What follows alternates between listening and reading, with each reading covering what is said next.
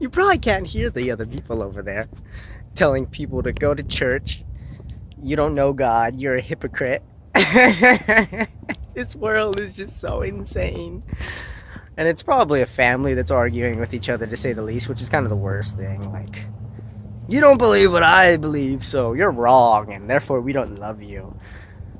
Oh, the deal with these people, man. The deal with these people, yo. I flipped the camera. It's no longer in this corner. It's now in this corner. So we're going to see how that works.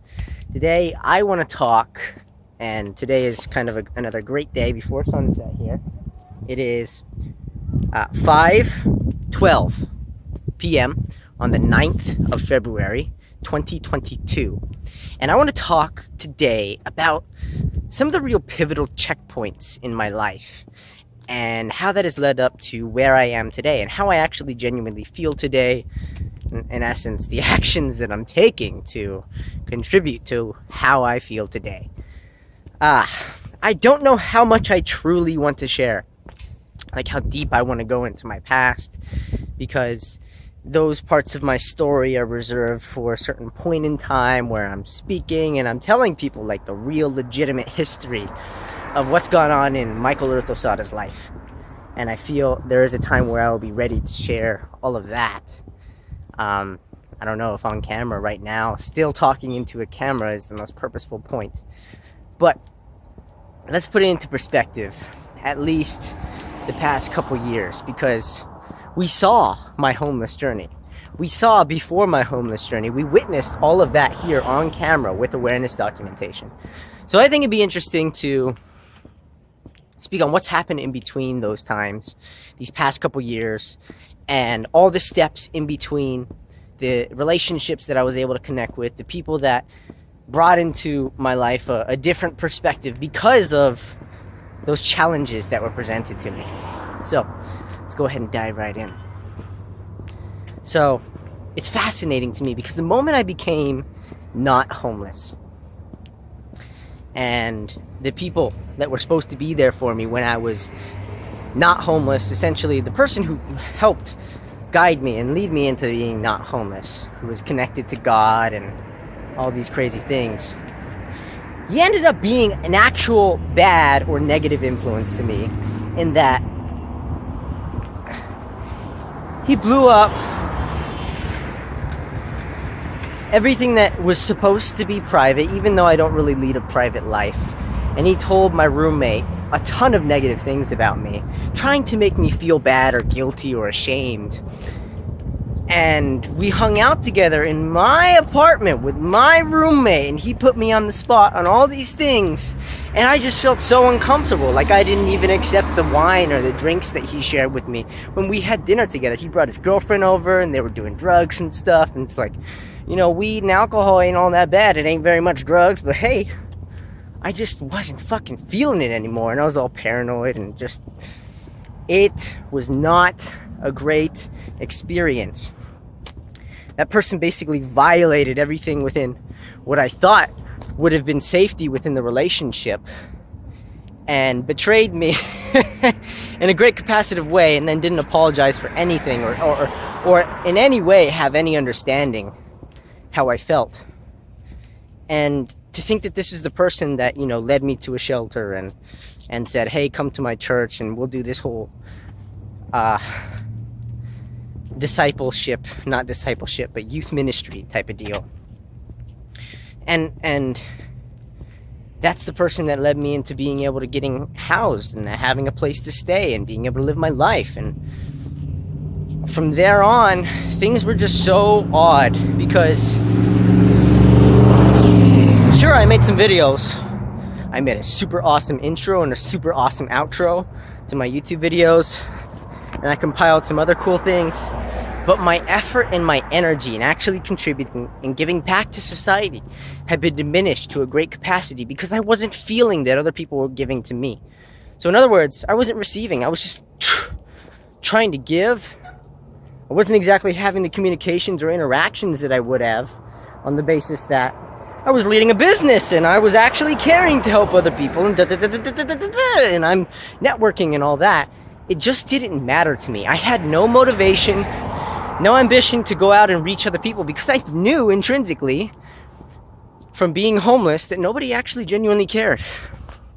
And I even did 69 days of stories from repeat from the previous year of 2019. I put those exact stories into 2020 and played day by day, at least close enough to hour by hour, hopefully within the hours, of what was played in the 2019 Instagram stories in 2020. 69 days until somebody said, "Hey, are you reposting stories?"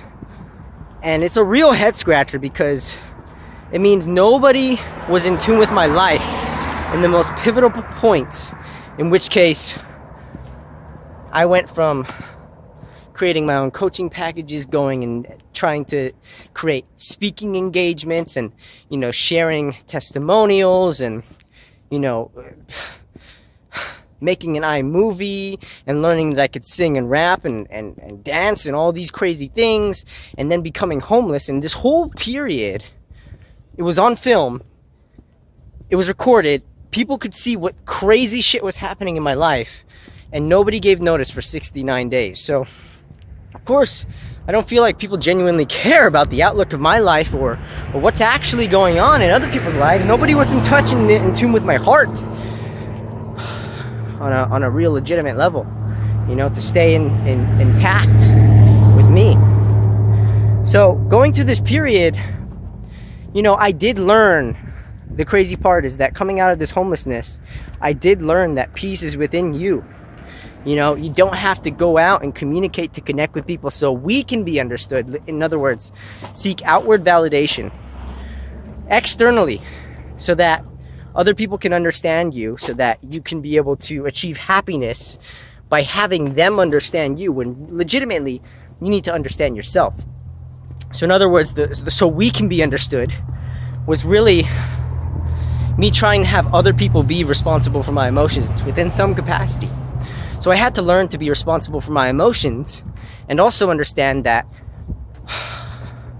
I'd have to be willing to communicate, to connect with people so I could be understood, rather than we, because we gave a huge dependency on me being happy by externally seeking validation from other people and understanding from other people so that I could feel happy.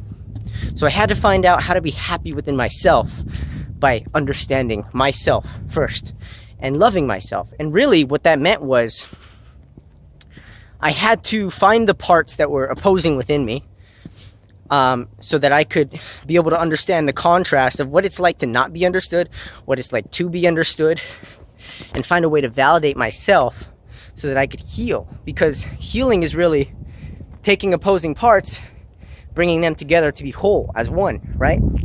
So the old definition that I had, which aligns with how I just explained it, is to heal is to truly express yourself so you can be understood. In other words, your own authenticity and your own truth creates unity. Truth and unity, the messages that I want to share, the message that I want to share, the messages that I want to share, truth and unity creates healing. So how do you create healing without truth? You don't. You need truth and unity within all these parts that you take as a part of yourself. In other words, to love. You choose to love yourself, and the parts of you that did not serve you, you find a way for them to actually serve you. You integrate them. So truth and unity creates healing, which creates love. And it's really, really incredible, isn't it, kitty cat? Oh yeah, it's really, really incredible. Really, really incredible. Yeah. So, I should probably get you for a thumbnail, huh? Not gonna happen? Okay. Okay. So, as I went through these phases and periods in my life, I was trying to, like I have explained many times before, I was trying to, even though I knew it and I understood it and I had the wisdom to be able to apply this knowledge, in some great part of me, I also knew that I was still trying to do those things by having a partner in my life to join me in this adventure. I've explained it like going on a ship and trying to set sail for the world journey, but stopping at islands so that, you can meet some woman who happens to accompany you, but they may or may not serve you. So they get off and you go to the next island. You drop anchor. You drop your anchor for the next island and the next island and the next island. Trying to have your journey be a destination, which is the woman, a short stop before you go on the journey. And you never go on your journey because you're not living your life to the fullest potential, where a woman happens to accompany you and wants to join you in the adventure because you just happen to be stopping by. You're doing you, living your truth, and then all of a sudden they're at the helm with you. They're steering the wheel. They're being your guide. They're being your partner in this journey called life. That's the example that I've been giving so many times, because I feel like in some way my destination has become this partner. It has become this person who supports me. It has become my relationship with somebody in my life who's going to help me get through this fucking journey. Because the biggest thing that's been the thorn for me, the challenge, the obstacle that I have to overcome is my health. And because I know that I need support in resolving my health. Hey, what's up, puppy? What's up, puppy? Puppy, papu. I definitely put myself in a situation where I was needing that support from somebody else. But even so, I went through over a year of trying to heal myself, to heal my body, to pursue spiritual practices that would increase my vibration and help me connect to a source that would essentially bring me into perfect alignment and have me be completely healed. But it didn't happen. I may have improved in some way, in some inner standing, but it didn't happen. None of those things cured me, essentially.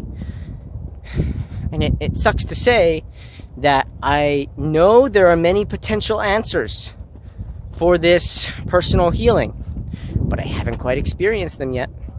So, what am I ever to do?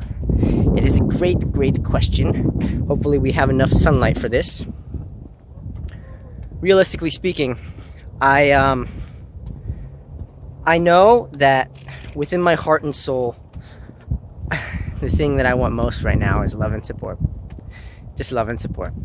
The more genuine it is, the better. The more unconditional it is, the better. But I want love and support. It's what I want. It's what I need. It's what most of the world needs, probably. But me personally, it's my greatest needs right now. So, leading up to that point, I was externally trying to, find a relationship, find a partner, find somebody who would love me as I am. And it's obvious by coming from a place of lack energetically and having a desire that I believe that I lack, and wanting that. I was attracting people who would not help me actually meet that desire, who would then again, through the law of attraction, devastate me and give me part of what I want, but not all that I want and need, right? So I was finding partners who were not in alignment with the actual potential that I needed to activate my potential, to give me that life of bliss. So in other words, I was attracting the wrong people into my lives. And I learned that through experience. None of it ever mattered. And it's not that I was with a bunch of people. It's just like, it was evident that things didn't go far at all. And the conversations just weren't lighting me up inside. They just weren't. Nobody wanted to deeply experience me as I would want to experience them. You understand? So,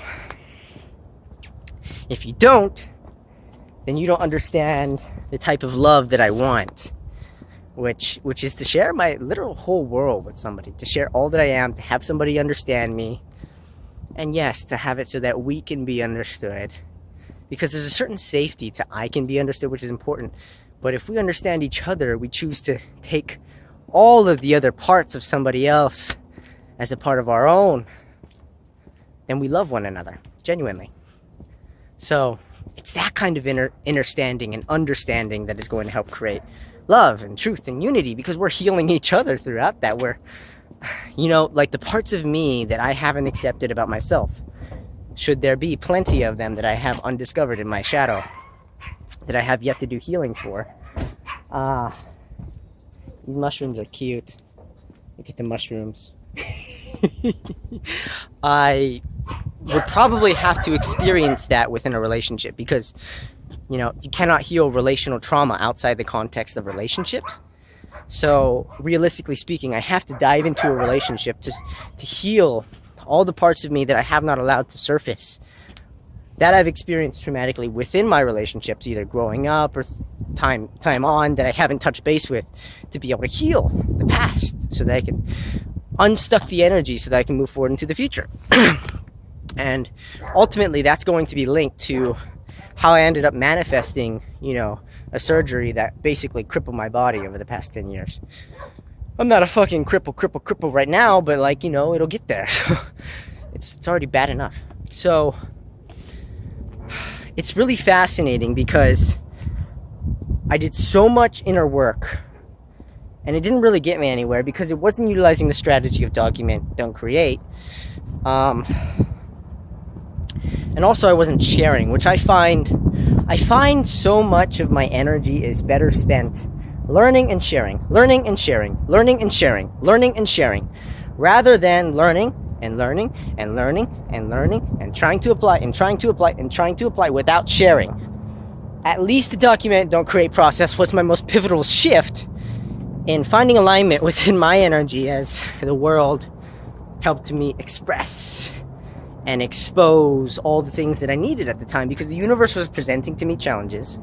It was aligning within my vibration things that I needed.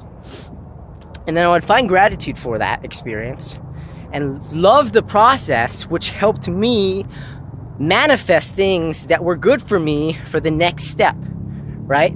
The next step. The law of attraction was giving me the answers, and I was understanding how to manifest based on my current desire, evolving based on my preferences that were developed because of the preferential experiences that gave me things that I did not like and gave me things that I did like.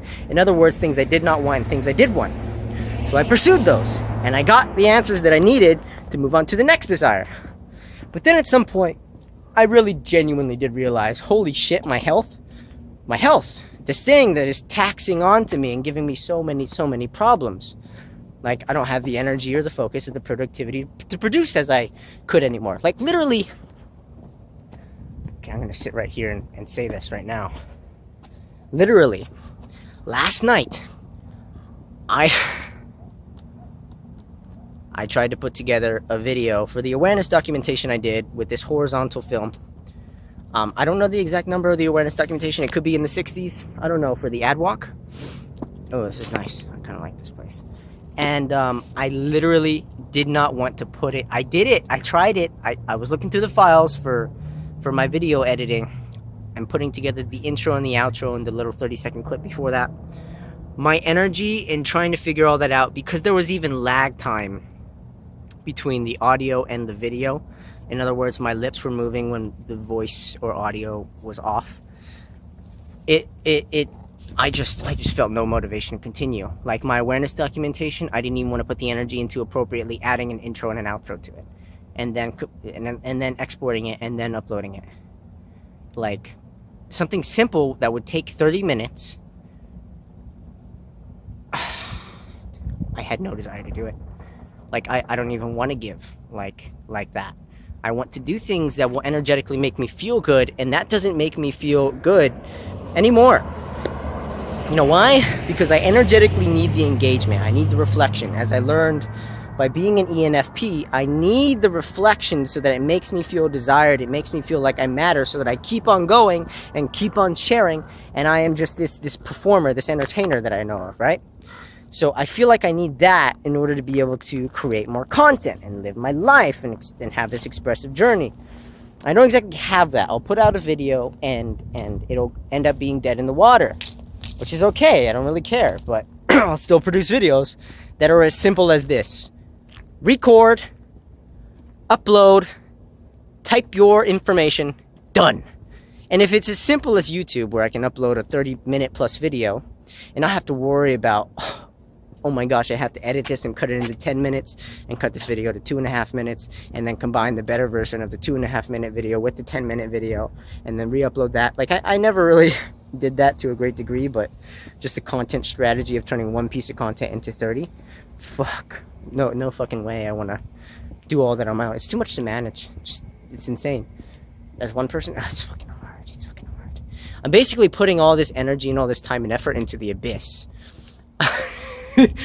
Creating content and media is good, but if you're doing all that and you know you internally cannot build the momentum because you have health challenges and you can't keep it up, and not only that, but you're not getting the feedback to energetically have you be inclined to continue building that momentum, it's not gonna work. So me creating all this content is pretty worthless, but I'm still doing it anyways. I still want to give, you know, I'm still sharing my experience. I'm growing within a limited capacity, so I just want to share. I love me though, regardless. This is certainly a challenge that I've been dealing with, and once I figured out that my health was a challenge, I did focus on that being an obstacle to me pursuing my journey, because it's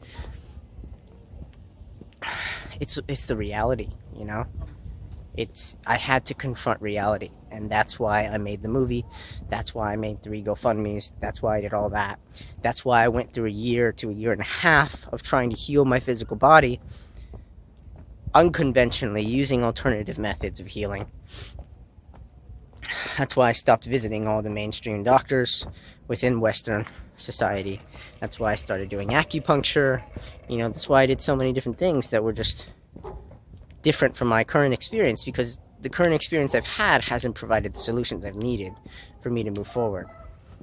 One of the things I haven't experienced within my life is an actual genuine romantic relationship that helps give me my unmet needs, you know? Like, there's no doubt I did have a relationship that I experienced recently, which was good for me. And it was literally the longest relationship I've had, which is 3 months. And within that 3 months, I was able to share myself with this person, but I wasn't able to share all of me. In other words, I was holding back my love, and I feel like they were, yeah, thanks for asking. Have fun. And I felt like I wasn't giving my all, and that person was trying to give. But the fact of the matter is, when you hold yourself back from giving love, it's really, really, really easy to commit 100%, but when you only commit 90%, 99%, you try and give everything but not everything. You don't allow yourself to fall forward and be caught, to have support, to be uplifted, or to be caught falling. You know, you don't allow yourself to collapse. And loving somebody is really like collapsing. It's letting go. It's giving your all. So it's so much easier to commit 100%. Now, the funny thing is, all this information I'm sharing is mostly what I've already shared in the past several videos, but it's all good.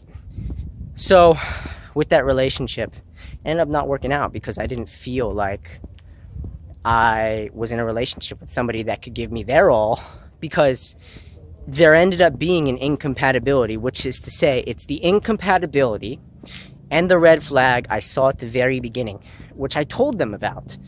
It was that they weren't responsible for their emotions, and they were having me be responsible for their emotions. And because they kept complaining and trying to put up boundaries and break down my boundaries, which is to say, look, you need to go process your own emotions. Like, I can help you, I can validate you, but if you try and utilize me as the tool to gain that validation through so that you can heal, it's you're having this process of corrupting me in the process. You know, I'm not responsible for your emotions. I'm not responsible for your healing. You have to do that yourself. I can aid, but you're making me do things that are not necessary or necessarily my problem. Don't get me wrong. Don't take it wrong. Like a relationship, you know, I'm trying to help that person heal, but ultimately you have to heal yourself. That's the truth of it. So nobody else can heal you. In other words, if somebody's doing a healing session for you, they're facilitating it, but their powers won't go through. The energy that they're transmitting won't go through unless if you choose to accept it, which means you have to commit all the way. You cannot hold yourself back from accepting that healing, which means if you were to go and do something like I did, Qigong for 200 days, and you weren't accepting healing from that teacher because you don't believe that that person's really super incredible and things are going to transmit, or you don't believe that you can heal 100%, or you don't believe that this is the way that you're going to heal, you believe that you're going to heal through a relationship, right? There's no fucking possibility with all those conditions for unmet needs, all the conditional ways that you set up within your mind to heal, if you're not going to allow it to happen. You diminished every possibility for you to be healed by putting conditions on it, right? So like, why would you put conditions on love? Because if there's a genuine incompatibility and you want somebody else to change and they want you to change, and nobody's going to change to be in that relationship, then it presents a genuine incompatibility where you cannot be with each other because you cannot be happy unless the other person changes. And if both of you are going to refuse, then there's no way you can fucking be happy together. That's an incompatibility. So that's what happened. That is what happened. And then I had that whole experience, dog, of me going to jail, which was fucking awesome. It was. I had a pretty good time. Got into a fight. Just so you know, that was like the most negative sort of thing that happened to come with that in that capacity. It's getting into a fight. That was one thing. And then there was a bunch of other things, but you know, I'm not boasting about it. I'm just saying, if you want to know what happened, okay. One of the things that happened that was kind of crazy is I got into a fight. All the other things, forget about it. It's just love. I get nothing but love for everybody in there. I think about them from time to time. You know, I made friends, which is cool. It's cool because I was in an emotional state and capacity where I could choose to love those people rather than hate and resent them and believe that I'm separate from them. And I brought together groups of people. We had poker night and stuff. You know, like we literally played with cereal pieces as if they were our chips, and we would buy in with our food, whether that be from commissary, which is where you pay actual money to get food or stuff like playing cards, or the county food, which is the food that we were given every day by the state or the county or the jail themselves. So I was in jail, and that was quite the experience. I met some people who helped me change my energy, as in feeling support from a place where I literally felt no support. Like, I was in such isolation without support in a place that I didn't really believe that I was going to be able to get support, because there was nobody I was able to contact that I knew, and I was completely alone, and I had to rely on complete strangers. Me getting help from strangers within there completely changed my paradigm, my perspective on what my support actually is. And, you know, by the time I got out, or even while I was in there, I was feeling like support, unconditional support, was something that I could have. So then that then allowed me to manifest being able to have support that wasn't so extremely conditional, which I was able to then have afterward. And, you know, I haven't had to be homeless as I have previously, which was 9 months. I have had some shelter. I have had some help.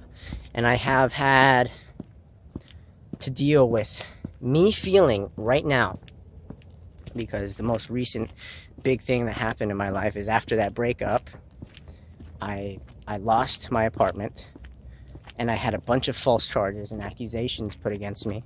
Unlawful charges, just so you know. And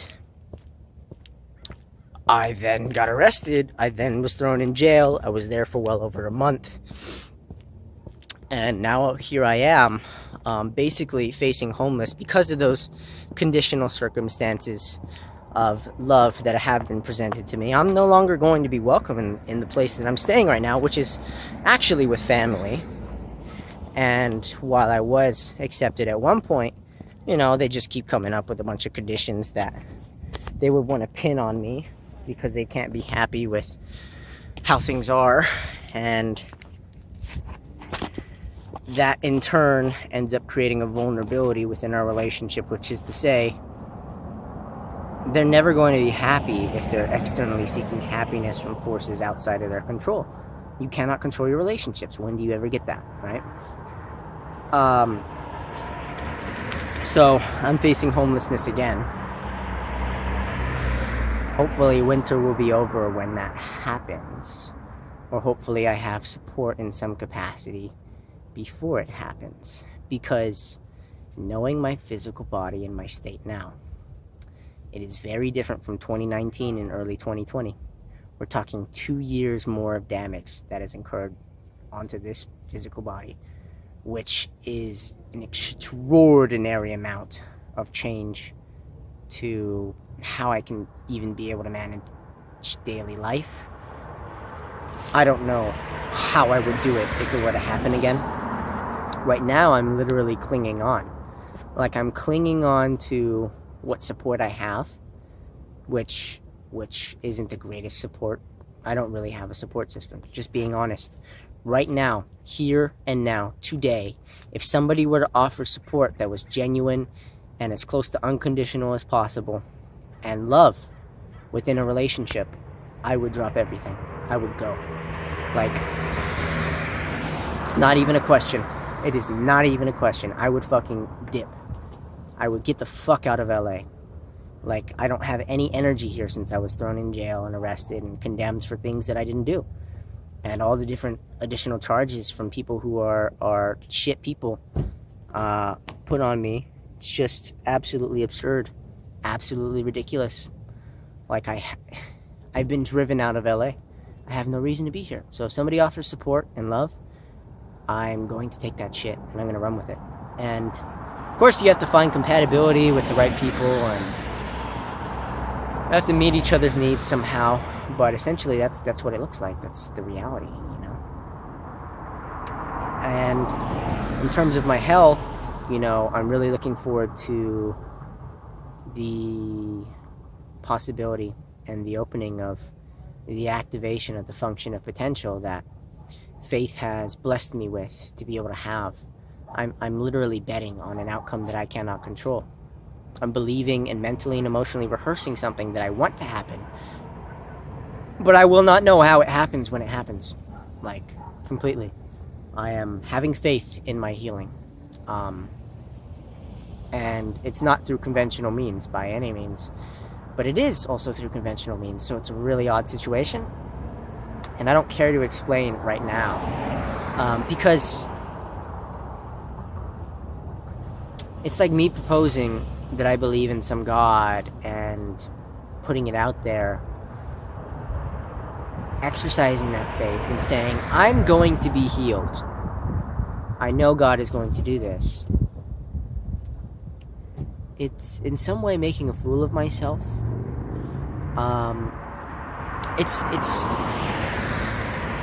It's interesting because the flow of my messaging and the language I say here is off, because I'm trying to put it into words. I'm not trying to confuse anybody, but I'm also not trying to fool myself here. I don't like verbalizing religion.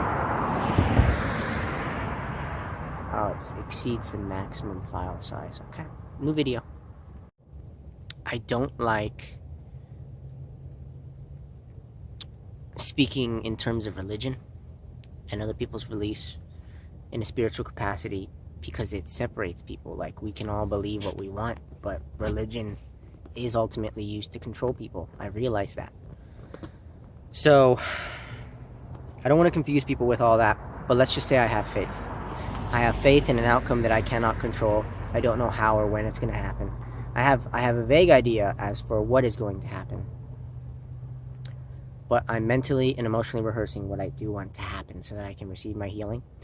And literally whatever choices I make right now, because they're not so grand and I can't really have the capacity within my health to be productive and focus on creating a brighter future, to actually live my life and experience the joy that I'm meant to experience through doing all the things within my mission and my vision that I'd like to. Right now, all I need to experience is love and joy, high vibrations. Have an experience that I actually enjoy being a part of, whatever that may be. given my current state of circumstances and challenges. Maybe that will heal me, maybe it won't. Sharing love, being in love, what have you. And maybe it will. What I am facing right now is I'm literally buying time. I am buying time within my life to move on to the next step, which is to say that faith is going to provide me the option that I need for healing. And I'm going to be completely healed and in perfect alignment, and then I'm going to be able to live my life. And it's going to be the greatest comeback that this world has ever seen. I'd like that to happen. I think that'd be wonderful. It'd be a real story of the American dream, just considering how much of this I've documented, But right now, I'm not going to state how that's going to happen. I'm just going to believe, because I don't want anybody to mess with the frequencies of the energy fields. I just want it to be me right now. Just the people that are close to me that will believe in that outcome. And I can't wait till it proceeds to happen. I'm just so fascinated, I'm just so loving. I'm just so kind to myself. I'm patient. And I'm happy to be here. I have to express more gratitude. I was just thinking about expressing gratitude for every individual thing that you experience within your life. Like the fact that I'm sitting here on this rock. Look, there's a rock. I'm sitting on a rock. It's on the side of the street. And I wouldn't have had this seat had I not stopped by. Thank you for the rock, yo. I'm glad I could have a chair to sit on in the middle of, whoa. So genuinely, I'm thankful for this grainy video because it says the light is not really here, but it's still being provided by the video. It would be higher quality if it wasn't in the middle of darkness and light. There's no way the sky is actually that blue. It's just not. It's very dark, but I'm thankful, man. I'm thankful for having been presented the challenges that I've had to experience in this life, because without them, how would I relate to somebody with mental illness? How would I see the joy that they have in their life and also the challenges that they have in their life without being polarized by this person's worthless and this person is worth so much and I want them to continue living on? It'd be so much harder. But the fact is that I can relate to their experience by saying, I've had mental health challenges. I've had that experience, so I can choose to love them wholeheartedly. No reason to hold back from anything. Just as the same as somebody who's physically incapacitated. I can choose to love those people. I can choose to love the people who are less fortunate because I didn't exactly have the most fortunate upbringing. I had just enough to get by. So I know what it's like to have more, a little bit, and I know what it's like to have less, a little bit. So I'm right in the middle, I can just have so much gratitude for each and every experience that I've had here and how much it allows me to relate to other people and to choose to love them rather than to hate them or separate them from a common cause. We're all just trying to get through life without getting hurt, right? Just trying to get through life without getting hurt. So why not diminish the suffering, enjoy the capacity of living that we have here, and live to love, to share your joy, right? And if I can have that support and if I can have that love from a loving partner, from someone who's going to enhance my experience and truly give, genuinely, all that they desire and feel good about it, then I'll drop everything for it, It's crazy how much I've committed to this idea, which isn't exactly a reality, but it's this idea within my mind, and how much I'd be open to that. And then, that may give me the manifestation for it to happen, or it may not. But it's better to believe than not to believe.